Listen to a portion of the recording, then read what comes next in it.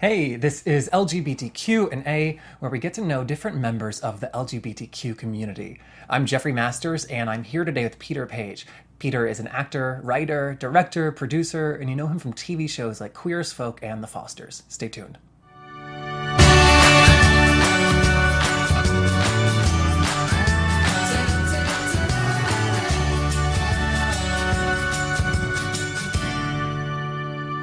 Hey, Peter. What up? Hey, welcome to our show. I'm still enjoying your theme song. Thank you. I love a well-strummed guitar. Right, and I like the little ba-ba-ba, the mouth. Yeah. That took so long to find, so I appreciate that. Oh, yeah. I'm all about it. Good. I was doing research for this interview, and it was really interesting to read how the media talked about Queer as Folk when it was on TV. I saw the interview on Larry King Live. Oh, that was an interesting day. Yeah. Where he was just like, "So you're really gay? For real? You're a real live fag, a real live unicorn." Like that's really how it felt. I was like, "Yes," for the 800th time, yes. Yeah, and then the straight people who play gay characters are like, "Now you are straight." Yeah. Now, but why would you choose to play a gay why character? would you ever do that? Also, the lower third, the banner, it said Queer as Folk, immoral or harmless. And I was like, those are my choices? That's it, yeah. Yeah, well, clearly immoral, because it's not harmless. I'd rather be immoral than harmless any day. Right, I was like, that's like all we had to choose from?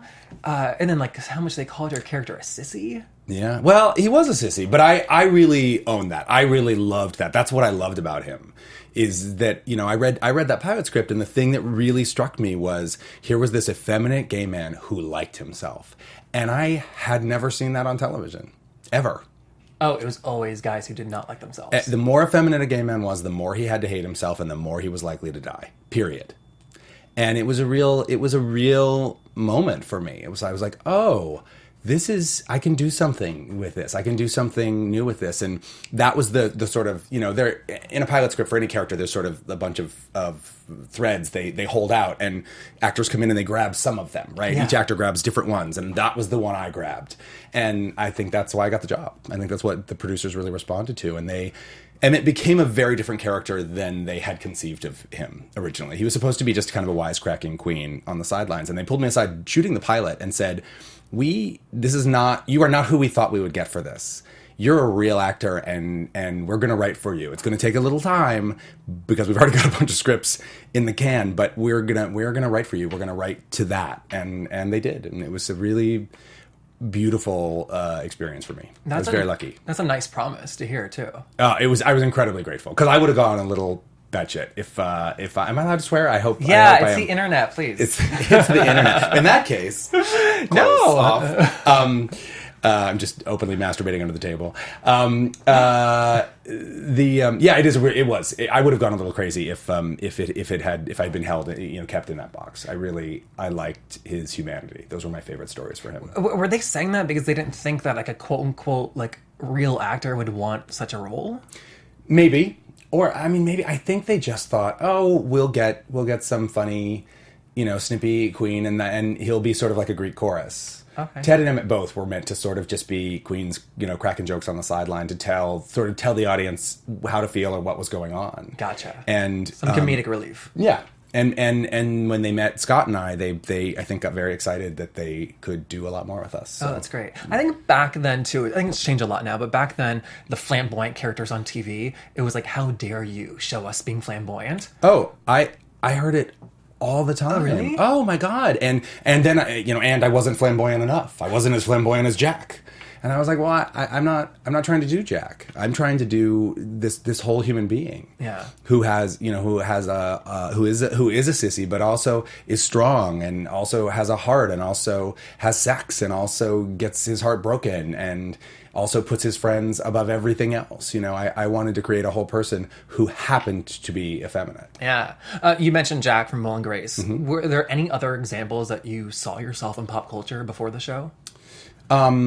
Not really. Not many. Yeah. I grew up with Paul Lynde, like Uncle Arthur, and that was just, implied, and Hollywood Squares.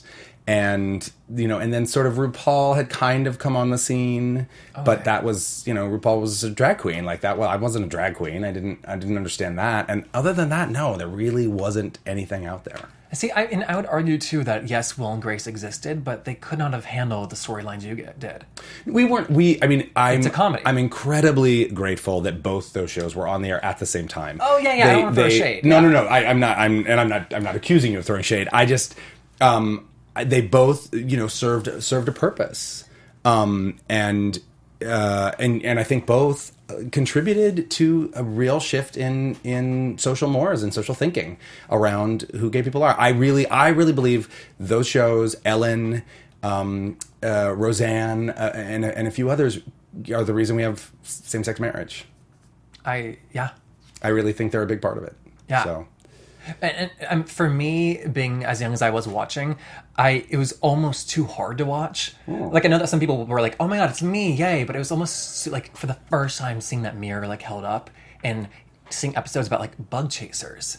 And just that was intense. That's intense for anyone. That's intense for me at my ripe old age today. Yeah. Like, wow, really? That happens. But it was almost, it felt like scandalous. Like, yes. Just uncomfortable to watch. It was. I mean, I walked into my first audition with the pilot script in my hand. And I was like, are we doing this? And they were like, oh yeah. And I was like, because this is dirty, y'all. Like, I was staggered, and I had not seen the British Queer as Folk at that point in my first audition. Right before my last audition, which almost cost me the job, by the way, I watched the British show, and I watched that first 20 minutes like, no, this can't be happening. This can't be. I'm watching rimming on plain old television. What is going on? Right. It blew my mind, and I knew that it was huge that something like this was going to be made in America. Yeah. And then to have it be the -- show on Showtime when it was on TV. I like saw that in an article and I was like, is that real? Yeah. Did they like misprint this? No, for sure. By a lot, quite frankly. Soul Food did pretty well around the same time, but we were the #1 show on Showtime. And I don't think Queer as Folk gets enough credit for really changing the way that sexuality was used in cable TV storytelling. I think previous to that, I mean, there's Sex and the City and Us and The Sopranos and then 6 Feet Under. And, there's a bunch of stuff happened, but Queer as Folk really made the sexuality part of the stories and got people talking about that. I mean, I really think Queer as Folk put top and bottom in the popular vernacular. Oh, really? Like straight people talk about top and bottoming now, and no one knew what any of that was. I had friends who called me after they watched the pilot and said, I didn't know gay people could have sex face to face. Gay men could have sex face to face. That's wild. I was like, so you just thought this whole time we were doing it doggy style? And they were like, totally. Really? Really. That's so like just like powerful. It is. It seems for silly. lack of a better word. It seems silly, but then you suddenly see the intimacy that, I mean, doggy style has its place, don't get me wrong. But like you see the intimacy that can happen, the connection, and suddenly, I don't know. I think those things shift people slowly in surprising ways. It's like Dan Savage talks about how... Toggles are making noise. I'm sorry. Oh, you're fine. Dan Savage talks about how when men have sex, or when straight people have sex, the conversation stops. They know what happens. Mm-hmm. But when men have sex, like the conversation begins. What do you like? What do you not like? Da-da-da. Like... Yeah. Yeah, or it's been pre-negotiated on the internet, but that's another story. A story this show tackled, yeah. Yeah. I remember getting to college and my friend's roommate had the box DVD set. And because The Queer as Folk is a TV show, you can't touch it. To have something just tangible, it felt like precious. And then to see that on a bookshelf in a friend's dorm room, where anybody could see it, they're not hiding it, this like signifier of gayness, I was like, wow. In North Carolina. Yeah, in North Carolina. I get it. Believe me, I would have given anything for a show like that when I was a kid. Yeah. Just to know it was there. Even if I hadn't been able to watch it, just to know it was there and that one day I was going to watch it. Yeah. I'm incredibly proud to have been a part of it. Yeah. There's every TV show ever nowadays is getting a reboot. Like, is that a serious conversation that's happening?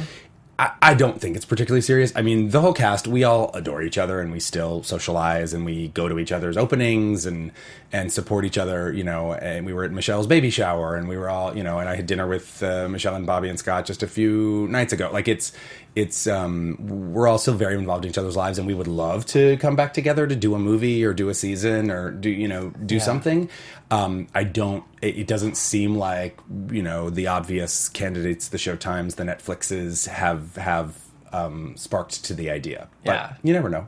Okay, because who is it up to? Like the network to like kind of commission this reboot script, or verse? Honestly, the trick of this one is I don't know who actually controls the rights now.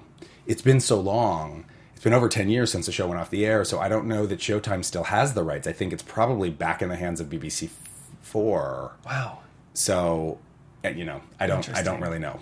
That being said, though, I'm a big advocate of letting things that were great just stay great, like not rebooting everything. Fair enough. That's a longer conversation, though. Yeah, that's a whole. You could do a whole other hour on that. Maybe not. How long do you have? But... Just kidding. Yeah. As an out actor playing a gay role in one of the gayest shows on TV, how has that affected your career? Oh, it definitely affected it. It changed it. Before Queer as Folk, I was testing for a lot of series. I had sort of worked my way up through co-stars and guest stars and recurs, and I started testing and was doing well. And I was number 2 for a lot of jobs before I got Queer as Folk. But I would test to play like the kooky assistant or the weird, inappropriate neighbor or the boss who was too young to be your boss. Like there were all these parts that weren't necessarily gay. Gotcha. And after Queer as Folk, that all dried up. It went away. There just was no, and I don't often say this anymore, but the truth is half of most, the casting directors in LA are gay men. And they, I think, were far more reluctant to see me for other stuff. Women, occasionally, I would get in for some other roles, but if it did not say gay in the breakdown, I mean, my agents will tell you, or I actually signed with a manager, and I was like, just so you know, this is going to be harder than you think. You think, oh, he's talented and he's had a hit TV show, he's going to work. And I would just warned her, and she came to me a year later and said this was a lot harder than I thought. Really? Yeah. That she said it. I would call and say, what about Peter Paige for this? And they said, we're not going gay with this. And she was like, it's a doctor. It's a DA. And I can act. I can rattle off. I can do a summation in court. I can do that stuff. Yeah. I'm a classically trained actor. I can scan a sonnet and then do, Shakespeare or do Shaw the next day. But it was rough. Has that persisted to today? I don't really act anymore. Okay. I mean, I'm writing, directing, producing TV. It is a more than full-time job. I would act if the right thing came along, and I'd love to put myself in something that I created, in some way. But do you feel like you've gone towards more producing and directing because the acting roles weren't there for you? No. I think I should have been doing this all along, to be honest. This is really what I was meant to do. I decided I wanted to be an actor when I was 6, but I didn't have words like writer and director. And the truth is, when you came over to my house, I made up a play. Like if you came over to have like a play date, right? I would be like, okay, you go over here and you say this, and I'll go over here and I'll say this, and you go over here and you say this, and we'll charge my parents a quarter and we'll put on a show. And there was nothing else. That's what we were going to do for sure. Every time I had a friend over. And I thought that was being an actor. But it really wasn't. It was really telling stories. And this job that I do now is much easier skin for me to live in. Being an actor was really hard on me in a lot of ways. So I think there's multiple reasons why I moved in this direction. Part of it was I got sick of playing hairdressers and makeup artists and shoe salesmen. I didn't want to do it anymore. Is that what you meant by it's been hard on you? No. Being an actor is so... you're so vulnerable, and I'm insecure enough, and I'm insecure particularly about things that, I'm insecure about how I look, I'm insecure about how effeminate, I'm insecure about a lot of the ways I present to the world, and so having that constantly evaluated and mirrored back to you and talked about is hard on me. At least the version of it that happens in my head is hard on me. Gotcha. Yeah, I mean, this is the only industry where, they're quantifying gayness. Right? Yes, quantifying gayness, quantifying attractiveness, quantifying, likability, all those things. Yeah, like I've heard for like things I've got, like, oh, he's a little bit too gay, or I've heard for things I haven't got that he's not gay enough. And then, all the time. Yeah, and then for hosting work, they're like, oh, Middle America, like he's gay but not too gay. And I'm like, I think I'm offended by this. No, for sure. Honestly, Yeah. all the time. When straight men get famous, you were on a hit TV show in the gay community, which there was two, when straight men get famous, there's like the classic tropes of women throwing themselves at them. Did you have a similar thing with guys? No, because I played an effeminate gay man. Oh. And as I think we all know, effeminacy is not a cherished attribute in amongst gay men. It's certainly not of my generation. I think as the generations have marched on, there's less and less of this sort of obsession with masculinity and hyper-masculinity. But in my generation, being effeminate was not a calling card to getting a date. And Emmett was even more effeminate than I actually am in real life. And so lots of people felt like they were my best friend. Very few people were trying to get my pants. That's fascinating. See, this is the first time that we've met. When you said hi, I was like, wow, his voice is so deep. Like, I mean, obviously it's been like 15 years since like Emmett's been on TV, but that's a fascinating like expectations. For you. Oh, always. People, and it's fascinating because people are, I don't know, it's fascinating what people say to you when you're an actor. They say things like, oh my God, you're so much better looking in person. All right, thanks, I think. Wow, you're so butch. Yeah. Ooh. Or they get mad at you that you're not your character. That happens a lot, especially in gay bars with drunk people. Emma! Oh my God! Emma! And I'd be like, oh yeah. Really? Yeah. Damn. Wow. So you now like co-created The Fosters, co-produce it, write for it, direct it. I saw that it was originally designed for two men. Well, not really. Here's the truth. Okay. Brad and I were like, Brad Bradwick and I, who's my producing partner, we created The Fosters together. We were talking about, what pilots we wanted to pitch for the year, and we were like, well, there aren't any family dramas out, and we both love a good family drama. And we were like, well, what's our version of a family drama? We're both gay men. Maybe we would do a Two Dads show, and maybe I would act in it. Yeah. But then we sort of looked around the landscape, and Two Dads were being pretty well handled in television. And that was like a New Normal was out? It was literally the New Normal was coming on the air. Glee was on, Modern Family's still on, and so it was like, maybe this isn't the time to pitch that show. Oh, so this was really early in the process. Oh yeah. This was us on my couch talking about the show, and then we were like, but you know what? There aren't any examples of two women heading a family, and pretty much every lesbian couple I know has kids. So it seemed like it was this like aha moment of, well, that's real life, and it's not being expressed on TV. Why don't we do that? Oh, wow. I asked because hearing your previous thoughts about being an actor and how hard it is, it seems like that must have been like a fairly easy thing for you to give up. Like you wrote yourself out of the show. Kind of. In that case, yeah, I did. I was never attached in projects that Brad and I have worked on together. Sometimes there was stuff for me to act in them. Yeah. But I was always like, oh, it doesn't have to be. It doesn't have to be. If me not being there is going to get it made, or me not being there makes more sense for the storytelling. Yeah. I wasn't one of those actor writers who's like, this is my part. Mm-hmm. I was never that guy. Did you see the GLAAD report that came out last week? I did. Where we a little bit, yes. Oh, it pretty much just said that representation... That The Fosters is amazing? Yeah, actually. It said representation's up, but TV's failing queer women and non-white people of color. And The Fosters is like a biracial lesbian couple at the heart of it. Everything that they knocked, The Fosters is doing right. Thanks. Yeah. We try. That's why, that's what we set out to do. Really? Yeah. You also are showing every letter of the LGBTQ. I know. I know. Last year they called us the gayest show on television, and I think we are. It's like we got a little bit of everything. I don't know. Has that been difficult? To get them in? Yeah. No. More often than not, we go, don't we have enough gay people? That's enough. Enough. More often than not, we kill a story because it's... Oh, really? Yeah. Oh, yeah. We're just like, does everybody have to be gay? Because I'm wondering why more TV shows aren't concerned and putting these characters in. I wonder, too. I personally just don't think it's that hard. I just don't. I don't understand when people are like, well, it's a big conversation. Blah, blah, blah. I'm like, no, it's not. It's not that hard. Just step back for 2 seconds and go, does this have to be a straight man?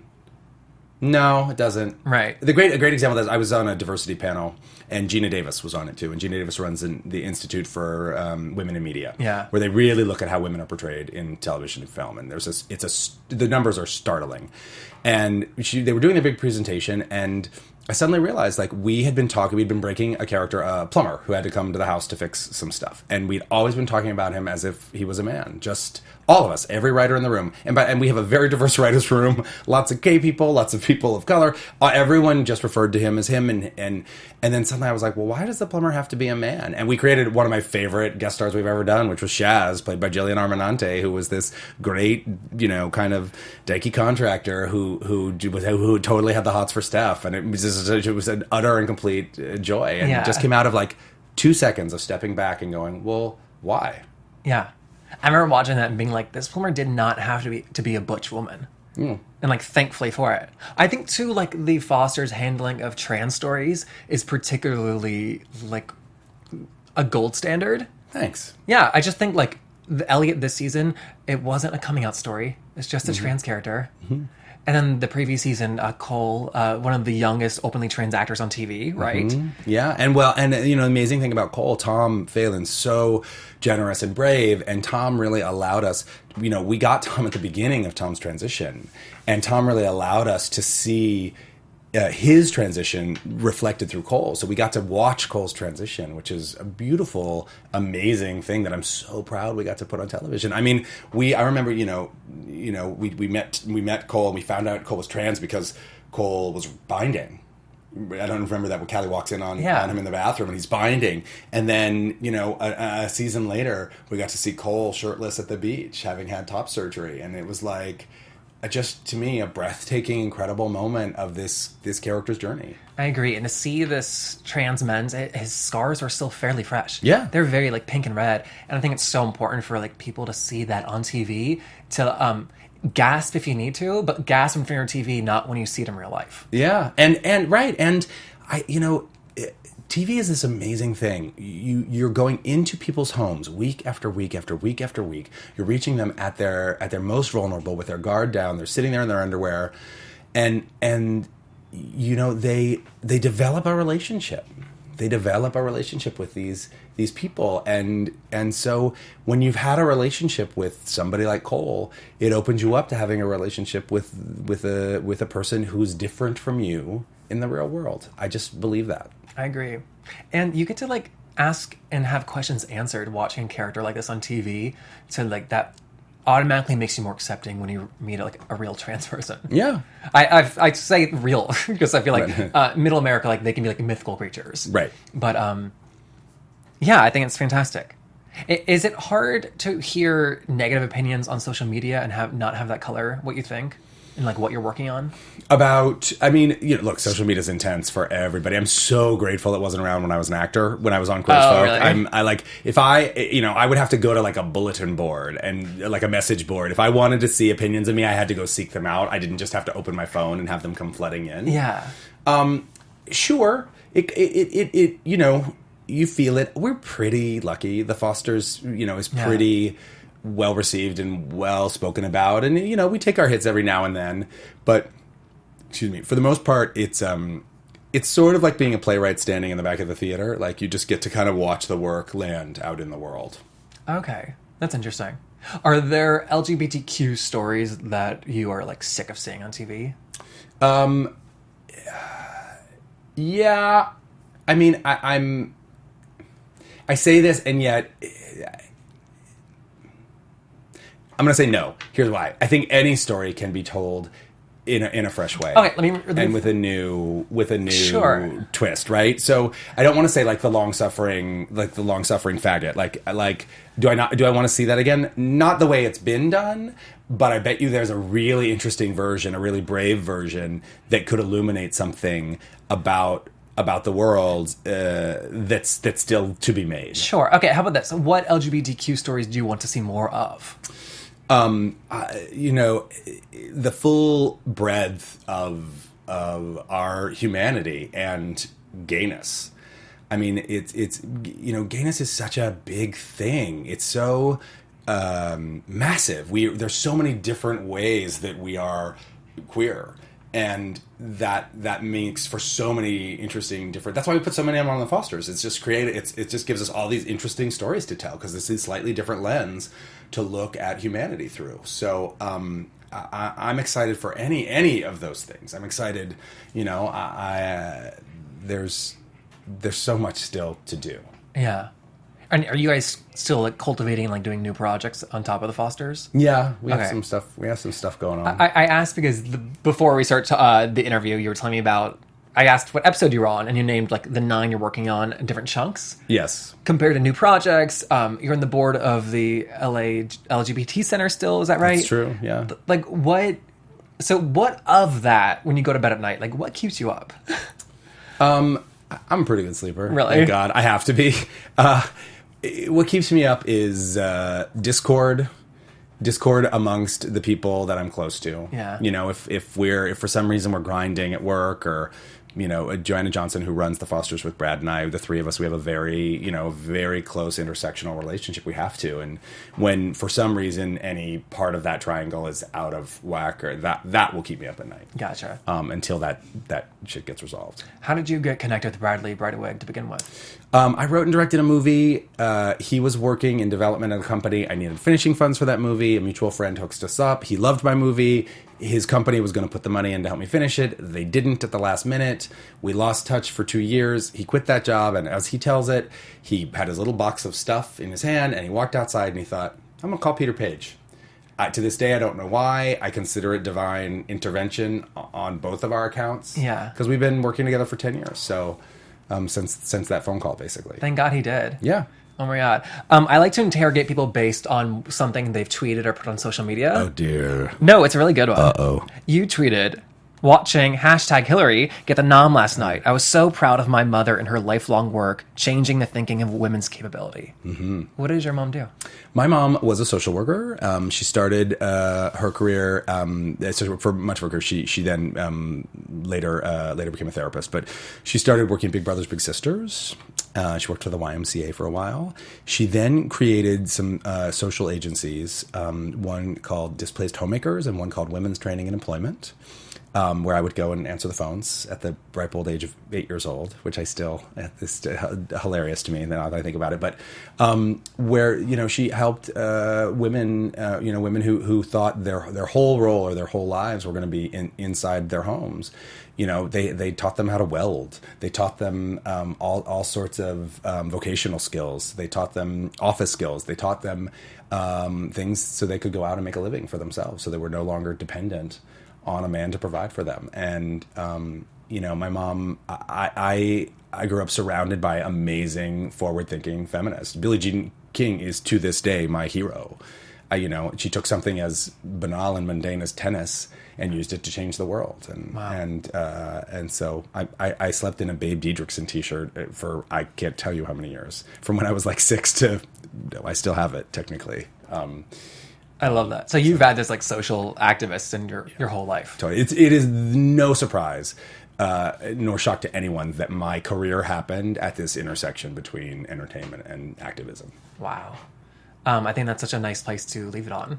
All right. That's it. We're done already. We are. Wow. Is that okay? Is something? Sure. Did we miss something? I don't know. I feel like there's 1,000 things more. I could do this all day. You're fantastic. Thank you. Of course. If people want to connect with you on social media, send them to your Twitter. Yeah. Is it at Peter Paige? At the Peter Paige. The Peter Paige. As if that isn't freaking grandiose enough. And I even know I'm just Jeff Masters 1. But you're Jeff Masters number 1. Come on, Jeff Masters 1. The That's one. every bit as.